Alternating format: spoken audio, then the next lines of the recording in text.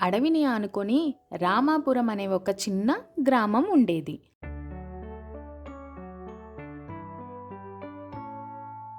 ఆ గ్రామంలో ఓ ఇంటి ముందు ఒక కోడి పుంజు ధాన్యం తింటోంది.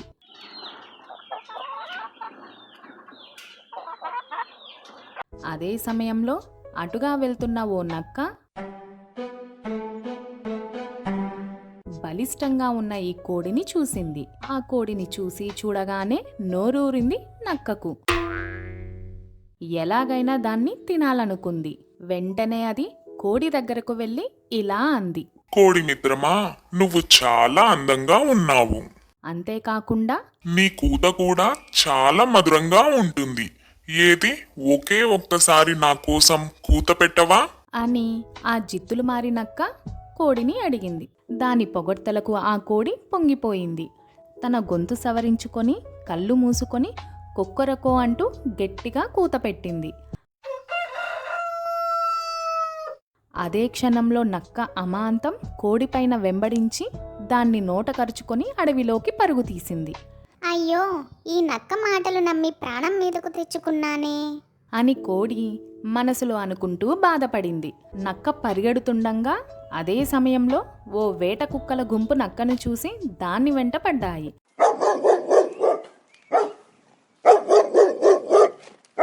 నక్క భయంతో ఇంకా వేగంగా పరుగెత్తింది. ఇదంతా చూస్తున్న కోడికి వెంటనే ఓ ఉపాయం తట్టింది.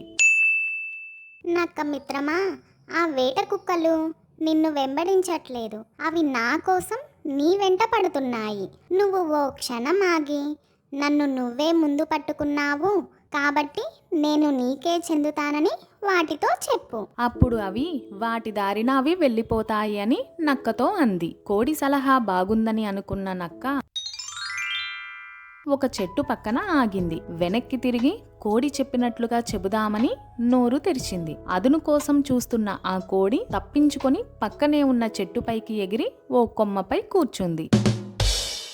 వేట కుక్కలు వచ్చి నక్క మీదకు దాడి చేశాయి. అతి కష్టం మీద కోడి తప్పించుకుంది. వేట కుక్కలు వెళ్ళిపోయిన తర్వాత ఆ కోడి చెట్టు కిందకు దిగి అక్కడి నుంచి హాయిగా వెళ్ళిపోయింది.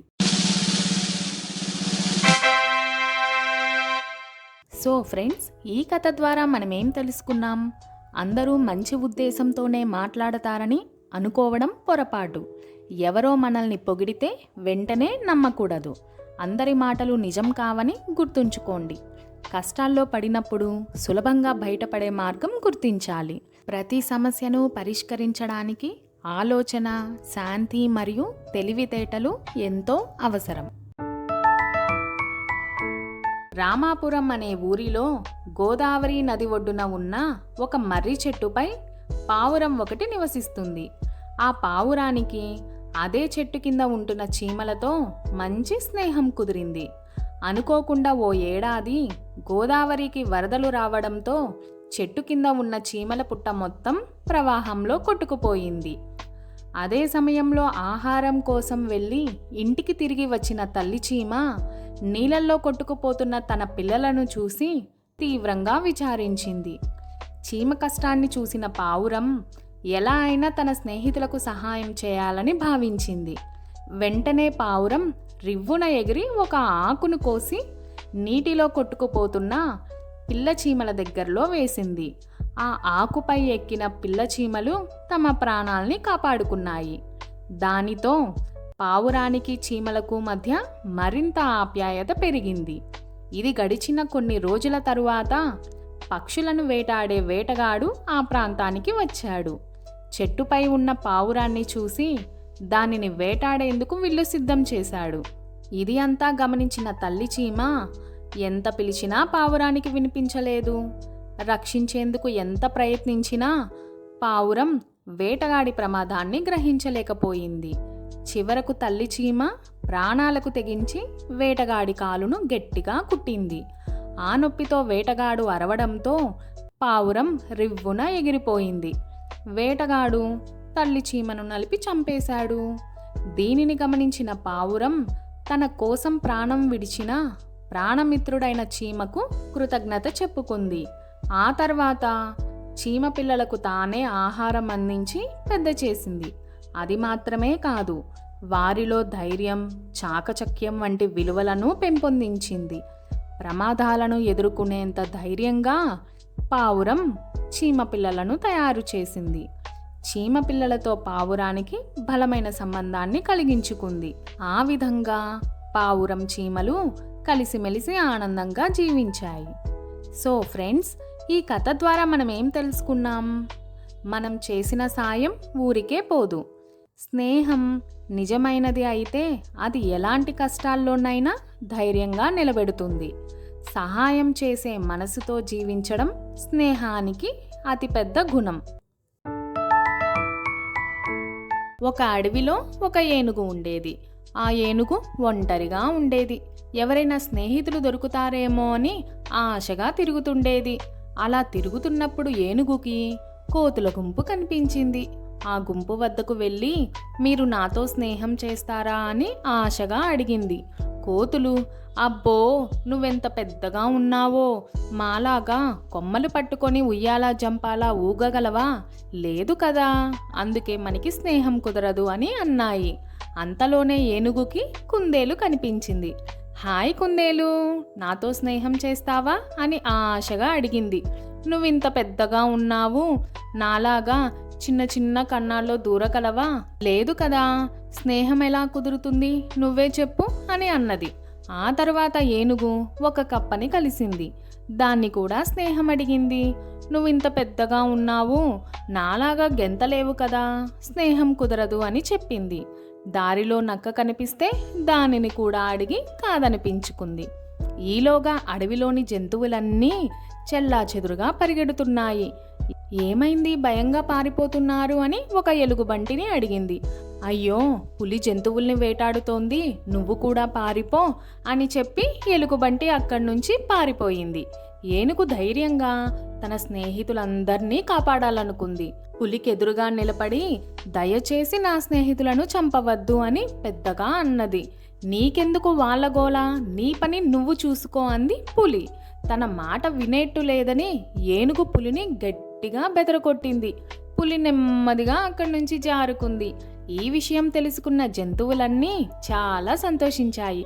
నీ ఆకారం సరైనదే, ఇప్పటి నుంచి నువ్వు మా అందరి స్నేహితుడివి అని ఎంతో మెచ్చుకున్నాయి. సో ఫ్రెండ్స్, ఈ కథ ద్వారా మనం ఏం తెలుసుకున్నాం? స్నేహానికి నియమాలు లేవు. స్నేహం శక్తి పరిమాణంపై ఆధారపడదు.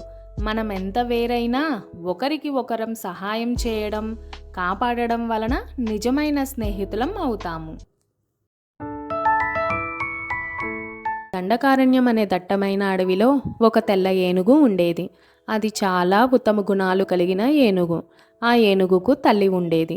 దానికి కళ్ళు కనిపించేవి కాదు. ఆ తెల్ల ఏనుగు తన తల్లిని బాగా చూసుకునేది. అరణ్యమంతా తిరిగి రుచికరమైన పళ్ళను తెచ్చి తల్లికి ఇచ్చేది. అన్ని రకాల సేవలు చేసేది. ఒకనాడు తెల్ల ఏనుగు ఆహారం కోసం వెళ్ళినప్పుడు దానికి మానవుడి ఏడుపు వినిపించింది. తెల్ల ఏనుగు ఆ మనిషి వద్దకు వెళ్ళి కారణం అడిగింది. అప్పుడు ఆ మానవుడు, నేను ఈ అడవిలో దారి తప్పి ఇటుగా వచ్చాను. 3 రోజులుగా తిరుగుతూ ఉన్నా కూడా నేను వెళ్ళాల్సిన దారి తెలియడం లేదు అని చెప్పి బాధపడ్డాడు. అప్పుడు ఆ ఏనుగు, నువ్వేం బాధపడకు, నేను నీకు దారి చూపిస్తా అని చెప్పి ఆ మనిషికి అడవి చివర ఉన్న అతని గ్రామం వరకు దారి చూపించింది. మనిషి ఊరికి వెళ్ళగా అక్కడ రాజభటుడు, రాజుగారి ఏనుగు మరణించింది, ఒక అపురూపమైన యోగ్యమైన ఏనుగును రాజుగారికి ఎవరు చూపిస్తారో వాళ్ళకి బహుమతి ఇవ్వబడుతోంది అని ప్రకటించడం విన్నాడు. తెల్ల ఏనుగు జాడ తెలుసుకున్నాడు కాబట్టి బహుమతికి ఆశపడి రాజభటులకు సమాచారం అందించారు. అప్పుడు కొంతమంది భటులు తెల్ల ఏనుగుని వలవేసి పట్టారు. రాజధాని నగరానికి తెచ్చారు. ఆ ఏనుగుకు ఎంతో మర్యాద చేశారు. పుష్పాలతో అలంకరించారు. రాజభక్షలు పెట్టారు. కానీ ఆ తెల్ల ఏనుగు ఒక్కదాన్ని కూడా ముట్టుకోలేదు.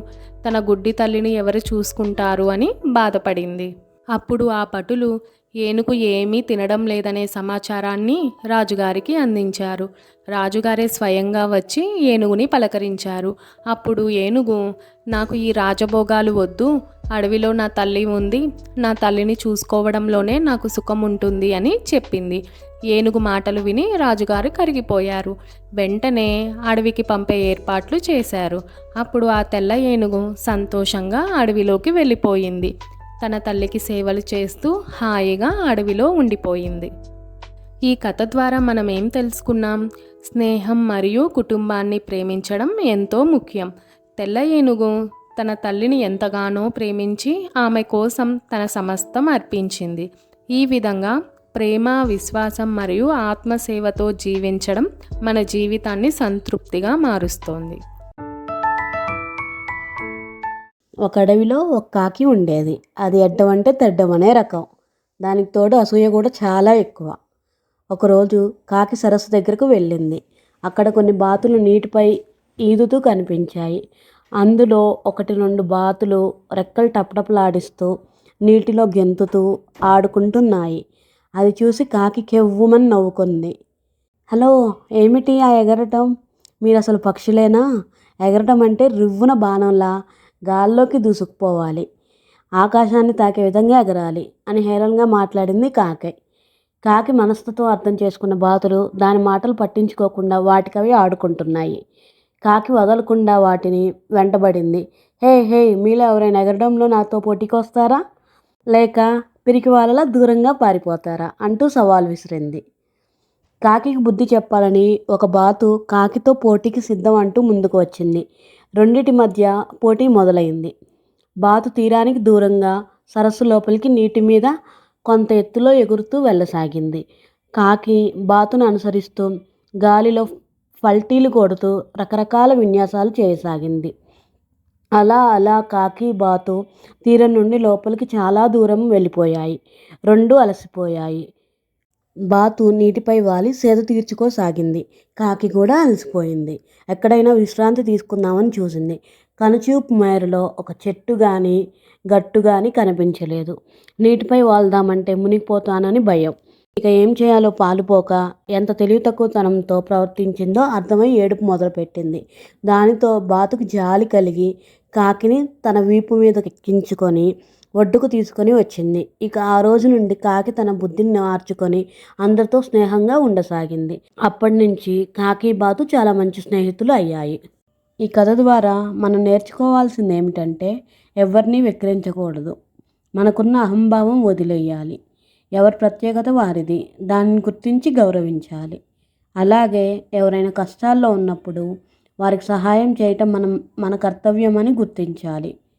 సో ఫ్రెండ్స్, ఈ కథ మీకు నచ్చినట్లయితే లైక్ చేయండి, షేర్ చేయండి, సబ్స్క్రైబ్ చేయండి. Thank you.